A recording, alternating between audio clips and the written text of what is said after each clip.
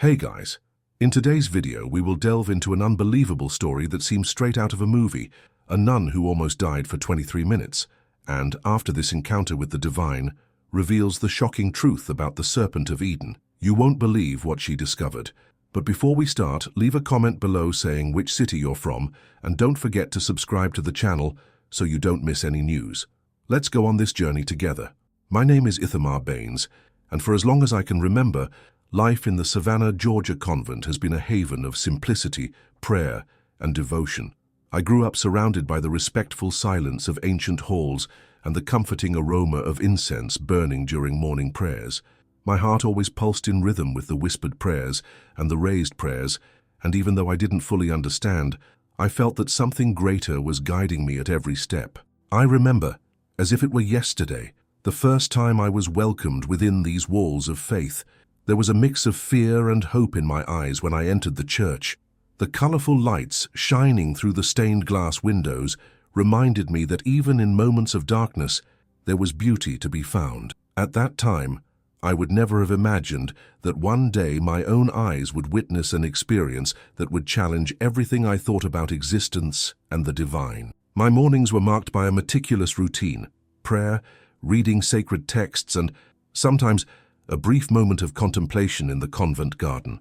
The garden has always been a place of peace, where every petal and leaf seemed to whisper ancient secrets. As I watered the flowers or tidied the bushes, I felt an intense connection with God's creation. This intimacy with nature shaped my faith and reinforced my belief that the beauty of the world was, in fact, a reflection of divinity. I have always sought humility, avoiding the spotlight and preferring the stillness of meditation and service to others. It wasn't like me to share my experiences openly.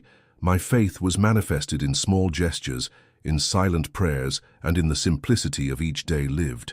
Even when doubts arose, I found comfort in the certainty that my journey was guided by a divine plan, even if that plan remained hidden from the eyes of men. There were times when, during long nights of prayer, I wondered if my dedication would be enough to achieve some kind of enlightenment or redemption. "Oh, Ithamar," I murmured in solemn prayers, "why did you choose me to serve, to face challenges that no one else would dare face?"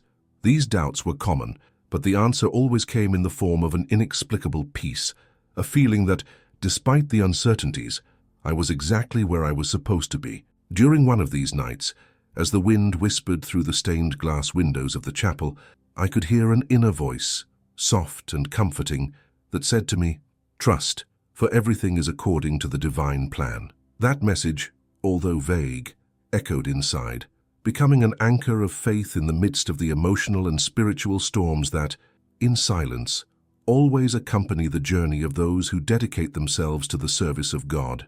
This introduction is the portal to the narrative of an experience that I never imagined I would live, a journey that surpassed the limits of death and led me to an encounter with the essence of the divine.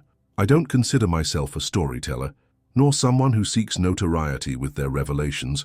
I just live, in a simple and dedicated way, the call that God gave me. It was a morning that promised serenity and peace.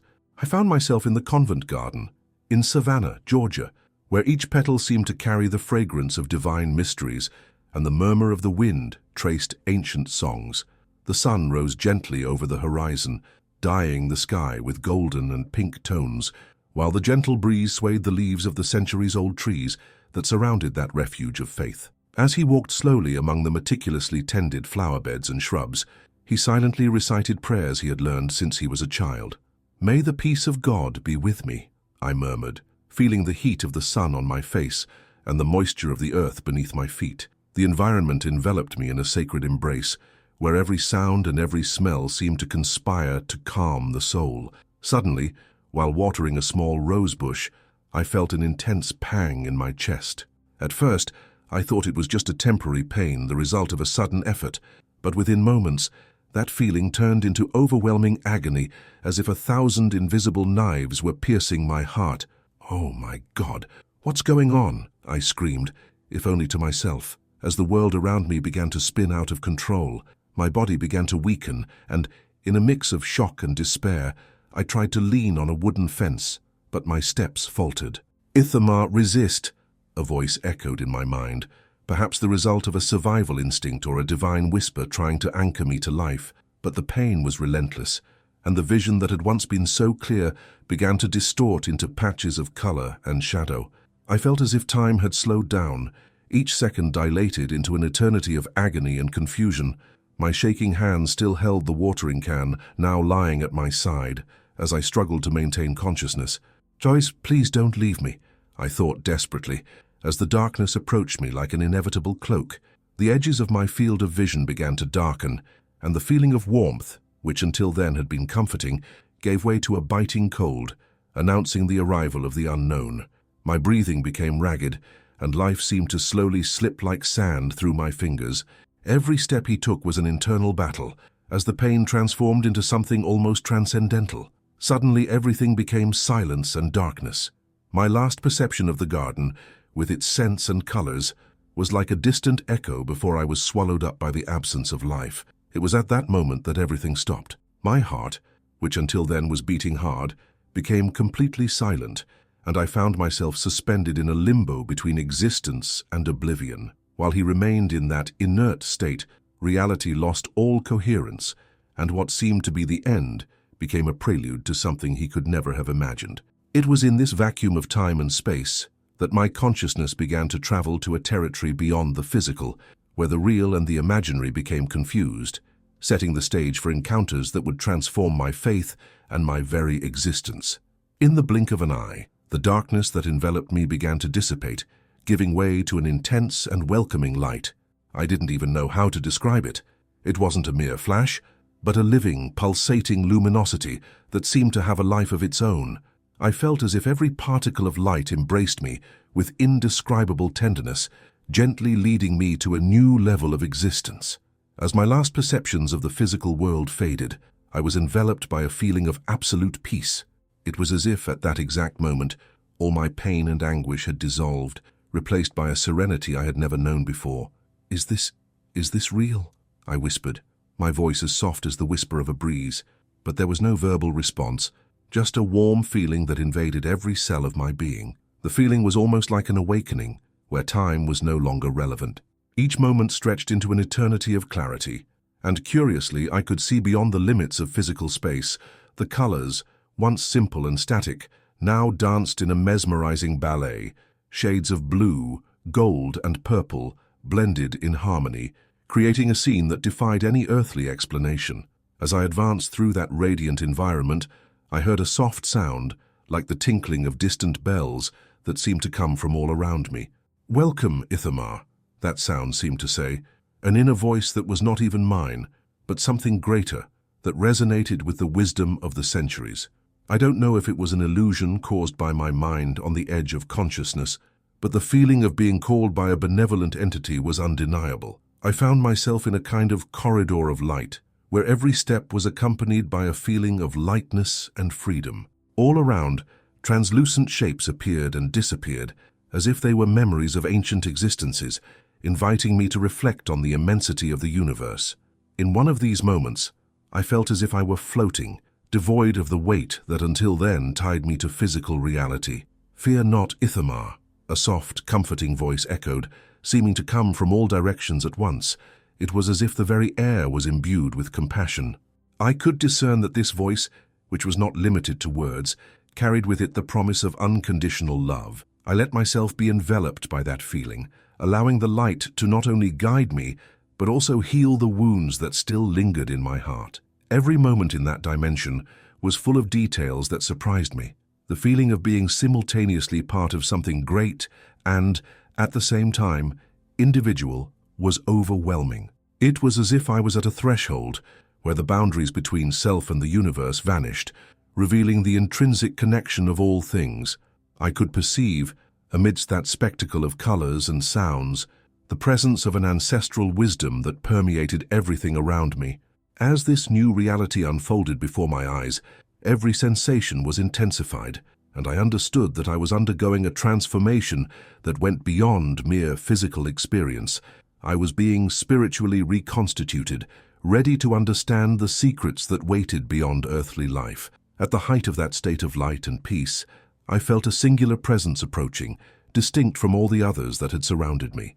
It was then that I saw her, a figure that radiated an aura so intense that it seemed to transform the environment around it. As I floated through the light, I noticed the imposing silhouette of Jesus, whose presence defied all description.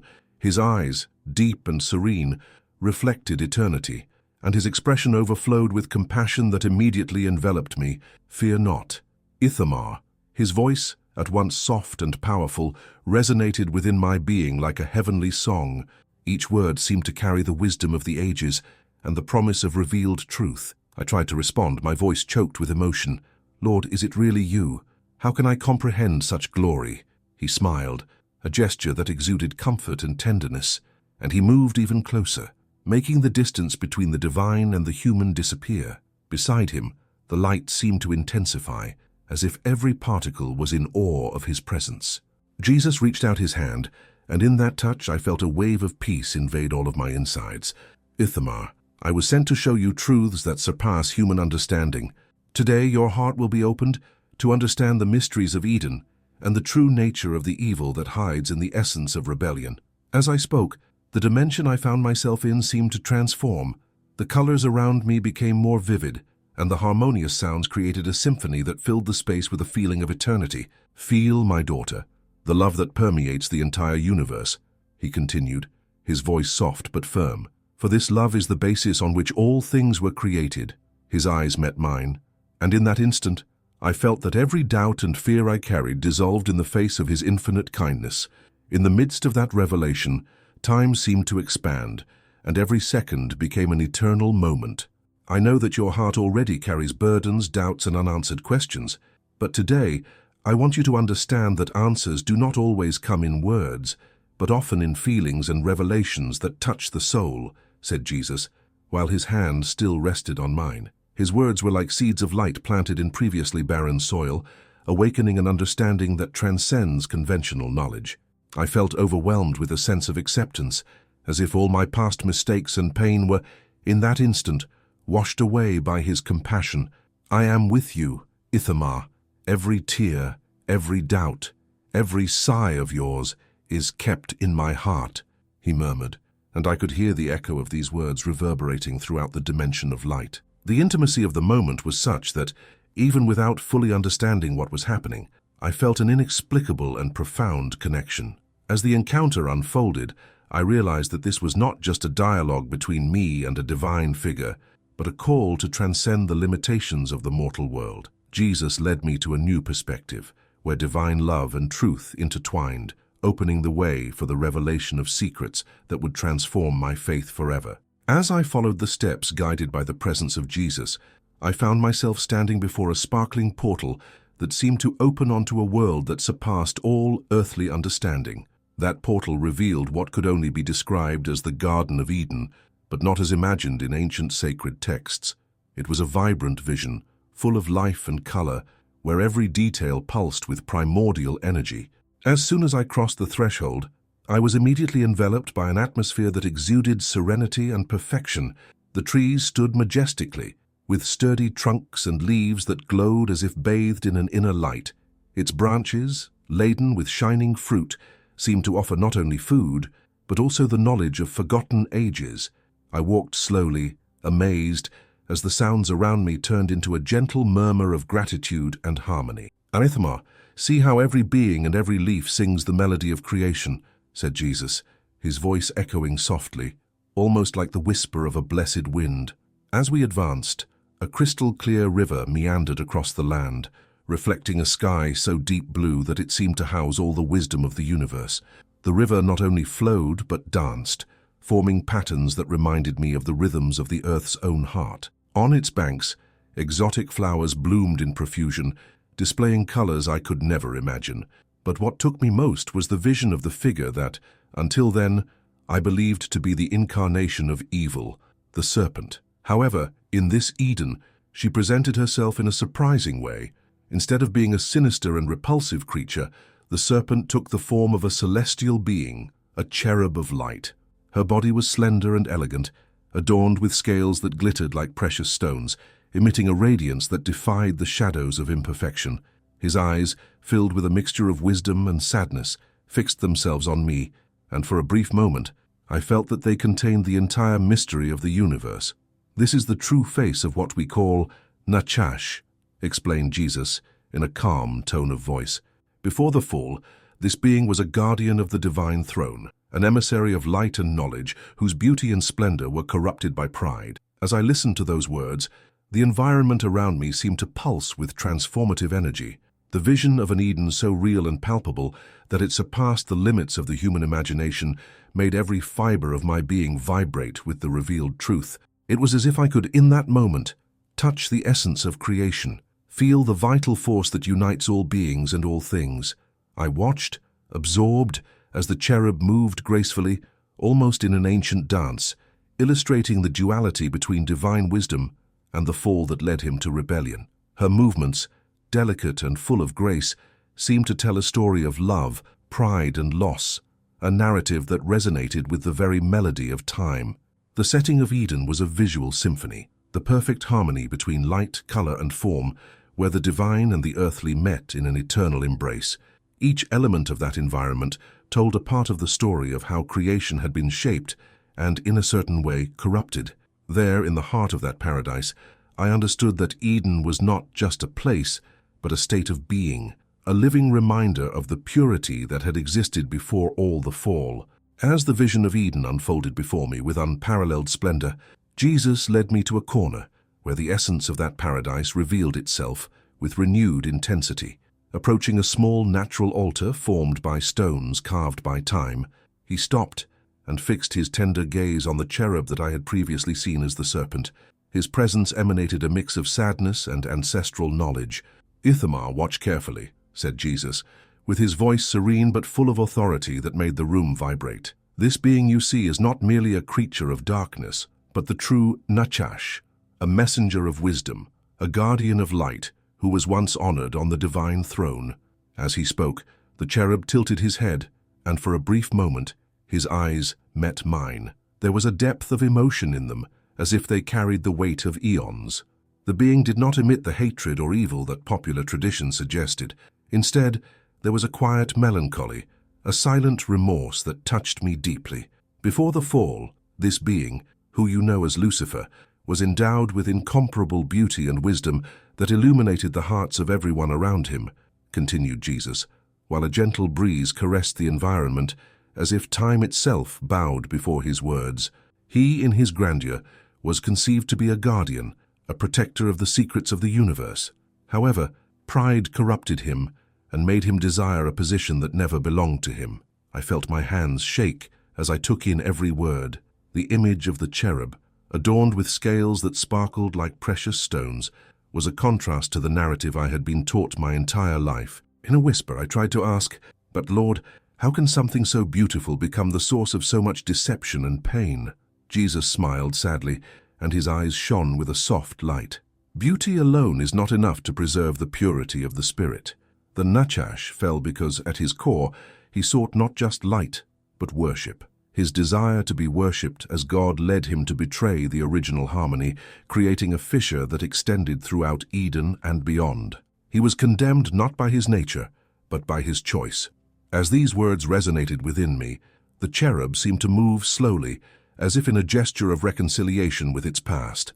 Her movements, once so graceful, now seemed burdened with an existential weight, as if each step were a silent plea for forgiveness. I could feel the duality of his being, the combination of light and shadow that somehow explained the complexity of good and evil. "Remember, Ithamar," added Jesus, gently placing a hand on my shoulder. "What you see here is a reminder that divine judgment transcends appearances. The Nachash is a symbol of the fall, but also of the irreparable loss of what was once pure and perfect." That moment was engraved in my soul as a profound teaching, where the revelation of Nachash showed me that the truth was not made of extremes, but of nuances. Beauty and wisdom mixed with pride and fall, forming a complex mosaic that spoke of redemption and the eternal possibility of reconstruction. As I continued my journey through revealed Eden, Jesus led me along a path full of nuances and enigmas. The landscape around me was a spectacle of colors and life, but there was a specific point where the atmosphere seemed to carry a mixture of serenity and restlessness. We came to a clearing where light danced on the soft grass, and in the center, An ancient tree stood majestically, its leaves whispering secrets that time had almost forgotten. It was in this scenario that I witnessed the enactment of the sublime deception. As we walked, I realized we were not alone. From among the shadows cast by the immense tree, a figure emerged that emanated an aura of grace and mystery. Dressed in an ethereal glow, the presence assumed almost human forms, but its countenance radiated a beauty that transcends the ordinary. It was the fallen being, still resplendent in its essence, but markedly transformed. His eyes, sparkling with intelligence, cast a look that mixed sweetness with a hint of seduction. Ithamar. The being's soft voice resounded like a distant but penetrating echo. Do not fear what is revealed now. I am the one who has long wished to share with you a hidden truth. I, still immersed in the experience of light and revelation, felt a curiosity that fought against any instinct to retreat. What truth is this? I asked with a mix of fascination and apprehension, as my soul prepared to absorb every word. The figure approached with the same elegance as an ancient dance. It was I who brought the question to humanity, not out of malice, but out of a sincere desire for freedom and knowledge, he continued, his eyes fixed on mine, as if seeking to read every corner of my soul. When I introduced myself to Eve, it was not with the intention of destroying bias, but of illuminating a doubt, a question that echoes to this day. Did God really say what they say he said? The environment, which until then was overflowing with the harmony of Eden, began to vibrate with a subtle tension, as if nature itself knew that a turning point was being reached. Jesus, who remained in contemplative silence beside us, watched with a look that mixed compassion and serene understanding. Deceit, Ithamar, he spoke calmly, does not lie only in disobedience, but in the ability to question what is established. It was a sublime deception, as it began with a doubt that seemed innocent, but soon triggered a wave of consequences that extended throughout all of creation. As the fallen being continued, his voice acquired a melancholic tone. See, I was not the villain, but a bearer of knowledge, a messenger of a truth that many feared. Eve, enchanted by my appearance and wisdom, did not notice the subtle veil that covered the betrayal. The deception was, therefore, a seduction, an invitation to explore the unknown, but one that ended up turning the tide of history. I felt silent. Tears of shock and confusion flow as I tried to comprehend the depth of his words. The clearing, which had previously radiated only peace, now seemed to pulse with the duality of existence, the coexistence of light and shadow, of truth and illusion. It was as if each leaf, each breeze, told a part of that cosmic narrative, where deception was not simply a vile act, but a choice full of complexity and consequences. The revelation of the sublime deception in Eden showed me that humanity's journey was intertwined with complex choices, where curiosity and doubt, if not guided by wisdom, can transform the course of creation. While the clearing was still vibrating with the consequences of the mistake, a subtle transformation took over the environment. The sky above, which until then had been a deep blue, dotted with golden hues, began to ripple with uncertain tones, as if the very fabric of the universe was contorting under the weight of revealed truth. I felt a shift in the air, not just physical but spiritual, as if the entire cosmos reacted to the collision between lost innocence and revealed knowledge. Jesus approached me again, his face serious, but full of compassion. Ithamar, he began, with a voice that reverberated like soft thunder. What we witnessed was not restricted to a single act of disobedience. The deception, however subtle it was, triggered a disturbance that spread throughout creation. The balance that maintained the harmony of the heavens and the earth was compromised. As he spoke, an image began to form around them, like a veil parting to reveal scenes from ages past, planets in orbit, stars being born and dying, and an earth filled with vibrant life but also hidden pain. You see, continued Jesus, every act on earth has its repercussions in the cosmos. What happened in Eden echoed in every corner of the universe. Disobedience was not just a challenge to divine authority, but a rift in the natural order, creating an imbalance that threatens the very essence of creation. My hands shook as I gazed at this vision expanding before my eyes, a cosmic tapestry of cause and effect. The being who inhabits the darkness, who dared to question the established, was not a mere character in an ancient narrative. He was a force that, once corrupted, resonated in every fiber of the universe. The impact is so profound that neither human strength nor the will of angels can restore the lost harmony, Jesus continued, as the energy of the dimension seemed to intensify in response to his words. At that moment, another figure appeared, outlined by a soft and serene aura. It was a manifestation of creation itself in its purest form, an entity that symbolized hope. "The Incarnation," said this presence, with a voice that blended the authority of the heavens and the tenderness of the earth, "is the chosen path to restore balance. Only a sacrifice of supreme love could begin to repair this tear." Jesus nodded, and his eyes fixed on mine, filled with a mix of pain and hope. "My sacrifice on the cross," he declared, "was not just to forgive sins, but to defeat the corruption that plagues the universe. I came incarnate to face, head-on, the shadow that corrupted what was originally pure, and to show that divine love is stronger than any darkness." The dimension around us pulsed with an almost palpable energy, a dance of light and shadow that illustrated the eternal battle between order and chaos. I felt the gravity of Jesus. Words invade my soul, as if every atom of my being was being reorganized to accept this inescapable truth. The Incarnation was a cosmic necessity, an act of love that sought not only the redemption of humanity, but the restoration of all creation. With a deep sigh, I turned to the unfolding vision, where the scars of deceit began to slowly close, marked by small glimmers of hope and reconciliation. This, I thought, is proof that even in darkness light can find a way. Every word of Jesus echoed like a promise, an assurance that sacrifice and true love possessed the power to heal the wounds of the universe. The landscape that formed before us seemed to be preparing for a crucial moment, as if every element of the universe was in tune to witness a final redemption.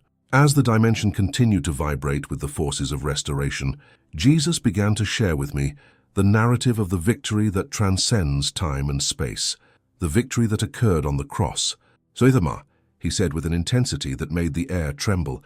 "When I reached the cross, it was not only the consummation of a redemptive act, but the definitive defeat of the darkness that threatened to devour all creation."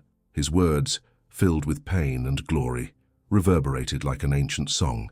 I could feel the anguish of that sacrifice, the agony of a love that gave itself completely, and at the same time, the indomitable strength of a divine power that denied death itself. As Jesus spoke, a vision materialized around me. I saw the cross elevated in a heavenly setting, shining with a light that seemed to cut through the shadows of the universe. In that image, each nail, each mark symbolized the pain endured, but also the promise of resurrection. "It is finished," he proclaimed, and these words echoed throughout the dimension, as if time itself had stopped to absorb the profound meaning of that sacrifice. "When I desecrated the cross, I not only forgave the sins of humanity," Jesus continued, "but I also desired to defeat the being who rebelled against the divine order. He who was once a guardian of the light now saw his corruption dismantled, and his evil influence began to dissipate before the power of unconditional love. I could feel the vibration of a cosmic battle, where the cross stood up like a lighthouse, guiding all hearts towards redemption. In the midst of that vision, I heard the echoes of voices telling stories of rebirth. An invisible crowd, made up of those who had been touched by grace, celebrated the triumph. Their murmurs formed a symphony of gratitude and relief, a celebration of victory over evil that seemed, for a moment, to encompass the entire cosmos. I saw faces of hope, souls who had been freed from the prison of despair, and the spirit of creation rose, renewed by the promise of forgiveness. "And the cross is the bridge that unites the divine and the human," said Jesus, approaching with an expression that mixed serenity and firmness. "On it symbolizes that, even when humanity strays from the path, divine love never ceases to seek it. Every tear, every mistake, every act of weakness is washed away by the truth that nothing can separate a sincere heart from the infinite love of God." As his words sank deep into my soul, I felt that the victory on the cross was not just an event of the past, but a pulsating, living reality that extended into the present.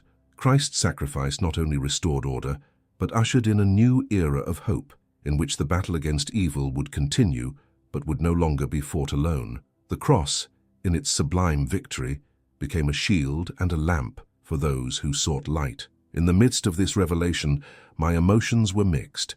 Tears of gratitude, the feeling of a burden being lifted, and a renewed faith that fired every fiber of my being. The victory on the cross represented the certainty that divine love, despite failures and mistakes, would always prevail, bringing with it the promise of a fresh start and the eternal possibility of redemption. When the vision of victory on the cross began to dissipate, and the dimension of light resumed its ethereal form, I felt a deep call that settled in my soul. It was as if all the revelations I had witnessed converged towards a single purpose, the mission I had to fulfill upon returning to my earthly world.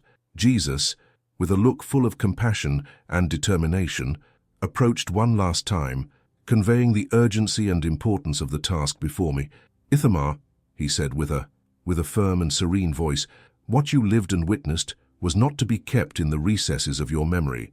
The battle we fight is continuous, and each of us, in some way, must be the bearer of this light."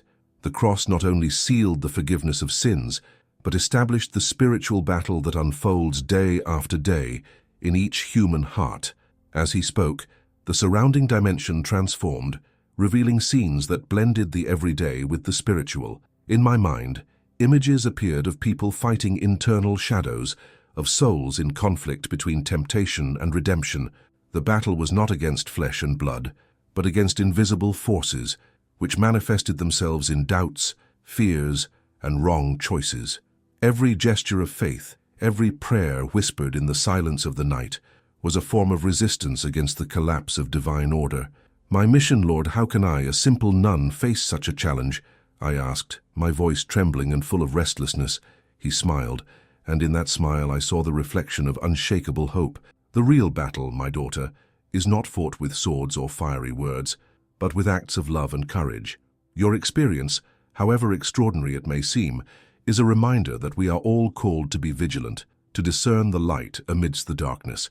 Every act of kindness, every silent sacrifice, strengthens the wall that protects creation." The environment around us pulsed with the energy of a spiritual war that transcends human understanding. I could feel the presence of forces that tried to divert the paths of truth, whispering temptations and doubts, always seeking to destabilize the faith of those who dared to resist. It was then that Jesus entrusted me with what would be my legacy, the responsibility of sharing this revelation, of being a beacon for those who were lost in the shadows of despair.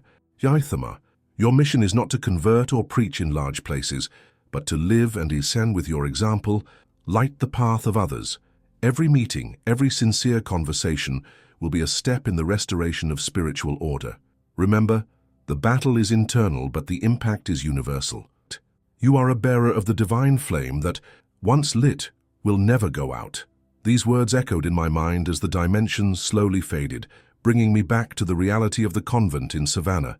Suddenly, the feeling of being just a simple nun was transformed into the certainty that no matter how small my presence was, I was part of an ancient war between good and evil. The spiritual struggle was continuous, and each day represented a new opportunity to choose the light, to resist the temptations that sought to corrode the essence of being.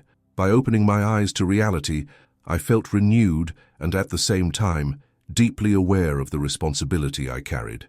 With my heart full of gratitude and my mind buzzing with the revealed truth, I understood that my existence would no longer be the same. My mission was to be a living witness to the triumph of light, guiding others through the constant spiritual battle that silently shapes the destiny of all creation.